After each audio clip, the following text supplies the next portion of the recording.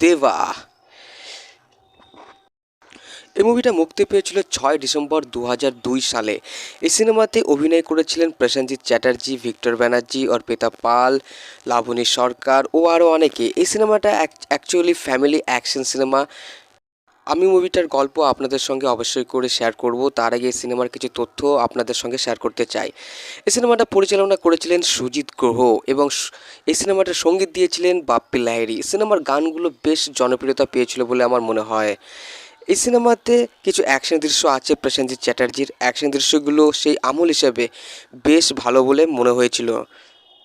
এই মুভিটা প্রডিউস করেছিলেন গৌতম কুণ্ড ও নিষ্পাল সিং। এই সিনেমাটা অ্যাকচুয়ালি একটু পুরাতন সিনেমা, কিন্তু সিনেমার গল্প কিন্তু একটা অন্য লেভেলের। তো গল্প হচ্ছে একটা পরিবার থেকে, যেই পরিবারে থাকে একটা বড় দাদা এবং তার এক সৎ ভাই এবং সেই বড় দাদার বউ, বাচ্চা এবং তাদেরই একটা ছোট বোন। তো ফ্যামিলি থাকে বেশি ভালো। তো সেই বাড়ির বড়দা অর্থাৎ ভিক্টর ব্যানার্জি, তার নাম হচ্ছে প্রভাকর। সে কিন্তু গরিবের ভগবানের মতো এবং তার আন্ডারে কিছু লোকজন কাজও করে। তারা অ্যাকচুয়ালি গুন্ডামের মতো কাজ করে, কিন্তু কাজ করলেও তারা কিন্তু লোকের ভালোর জন্যই পাশে থাকে। সেই লোকজনের মধ্যে থাকে তার ছোট ভাই প্রসেনজিৎ চ্যাটার্জি অর্থাৎ দেবা। তো সে কিন্তু সেই ছেলেপেলেদের মধ্যেই থাকে এবং তারা সেই দাদা ভিক্টর ব্যানার্জির কথা মতোই কিন্তু কাজ করতে থাকে। তো দাদার কথায় প্রসেনজিৎ সে কিন্তু একটা বড় মাপের মানুষের হাত কেটে ফেলে, তার কারণ সেই লোকের একটা বাজে ব্যাপার ছিল। তো দেবা অর্থাৎ প্রসেনজিৎ চ্যাটার্জি সে কিন্তু একটি মেয়ের প্রেমে পড়ে যায়, আর সেই মেয়েটি হচ্ছে অর্পিতা পাল, যার ক্যারেক্টার নাম হচ্ছে নীলা। তো অন্যদিকে সেই নীলার দাদা সে কিন্তু প্রসেনজিতের বোনের সঙ্গেও ভালোবাসে। সে ভালোবাসার ব্যাপারটা কিন্তু প্রথমে লিক হয় না। আগে বলি প্রসেনজিতের ভালোবাসার কথা। তো তারা কিন্তু একে অপরের কাছে চলে আসে এবং তারা কিন্তু একে অপরকে বেশ ভালোবাসতে শুরু করে। অন্যদিকে দাদা ভিক্টর ব্যানার্জির কথা মতো কিন্তু প্রসেনজিৎ চলতেও থাকে। অর্পিতা পাল অর্থাৎ নীলা সে কিন্তু জানে না যে দেবা অনেক খতরনাক ছেলে। একটা জায়গায় দেবাকে নিয়ে কিছু গুন্ডার দল তারা হাসাহাসি করছিল, আর সেখানে অর্পিতা পাল সে কিন্তু দেবাকে চিনতে পেরেছিল যে দেবা কোনো সাধারণ ছেলে নয়, সে কিন্তু একটা ডেঞ্জার ছেলে। তবুও কিন্তু সেই নীলা তাকে ভালোবাসতে শুরু করে। আর একদিকে যখন নীলার দাদার তাদের বোনের সঙ্গে ভালোবাসার ব্যাপারটা জানতে পারে, তখন কিন্তু ব্যাপারটা একটা অন্যরকম হয়ে দাঁড়ায়। তার কারণ সেই ভিক্টর ব্যানার্জির এবং প্রসেনজিতের বোন বুঝতে পারে যে তাদের ভালোবাসা মেনে নেবে না, তাই জন্য তারা পালিয়ে বিয়ে করতে চেয়েছিল।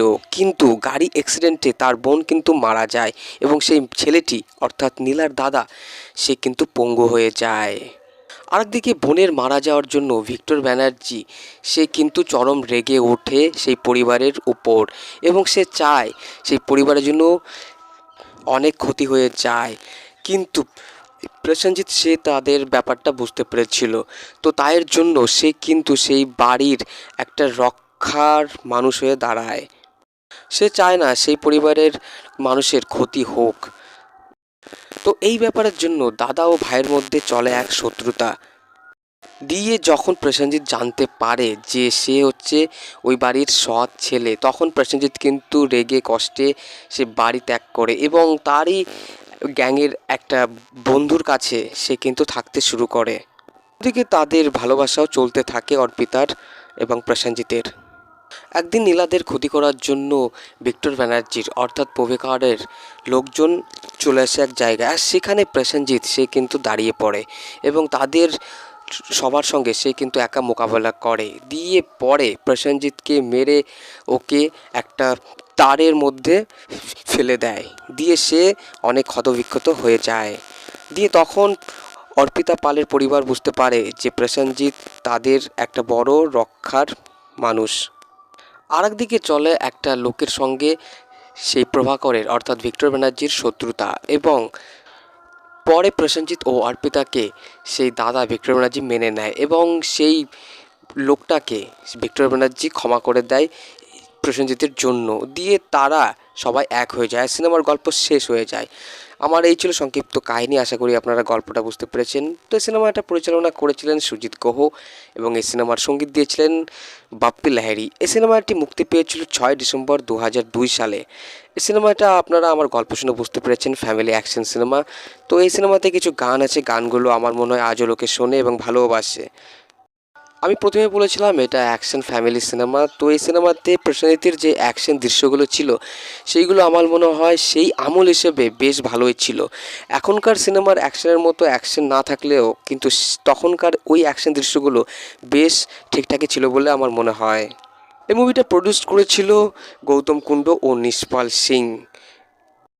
এই মুভিটার বাজেট ও বক্স অফিস কালেকশন নিয়ে আমি কোনো তথ্য পাইনি, তবে আমার মনে হয় এই সিনেমাটা সেই আমলে বেশ চলেছিল। এই সিনেমাতে প্রত্যেকটা ক্যারেক্টারের অভিনয় ছিল বেশ ভালো। তার মধ্যে ভিক্টর ব্যানার্জির যে দাদার ক্যারেক্টারটা ছিল প্রভাকরের, সে ক্যারেক্টারে কিন্তু তাকে বেশ ভালোই লাগছিল। এবং প্রসেনজিতের যে দেবা ক্যারেক্টার ছিল সেই ক্যারেক্টারও তাকে কিন্তু বেশ ভালোই লাগছিল। লাইক কমেন্টস অবশ্যই করবেন এবং নতুন হয়ে থাকলে সাবস্ক্রাইব করবেন।